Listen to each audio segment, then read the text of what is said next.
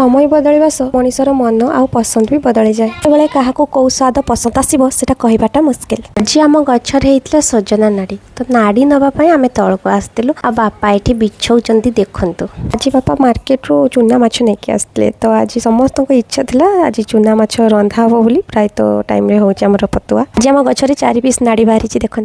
माँ नाड़ी नाड़ी कि बनवा आज कह नाड़ी आज माछ चूना माछ नाड़ी बैगण सारू बिलाती देखी झोल कर यहाँ माँ भी पसंद तो से फास्ट मुझे माछ को भाजी नौ भल भाव भाजिला जो आम नाड़ी बैगण बिलाती आलू सारू सीझेलु मसला कसला ढालीदेव किसी समय फुटला जो चूना माछ आम भाजिकी रखी पकईदेव। आप मैंने थे निहाती ट्राए करूँ ये रेसिपी बहुत भल लगे अरे बनइले इच्छा हे बार बार बनवाई। आ सांग को जह्नी पटल भेंडी पोड़ा जेहेतु नानी खाइबे आज स्पेशल आमर बैगण दे चूना माछ झोल तो मन ध्यान दे मुझे बनई तो भाभी नानी को बहुत पसंद आसो कि स्टार्टिंग सी एमती डर तो पूरा मानी जाइए तरकारी किसी गोटे गड़बड़ अच्छी किंतु लास्ट से हसुँच मुझे जानीगली एमती भी आम नणंद पाऊँ मजा सब चले। आज वीडियो जब आपको भल लगी निश्चित लाइक कमेंट शेयर करेंगे रही देखा नेक्स्ट वीडियो।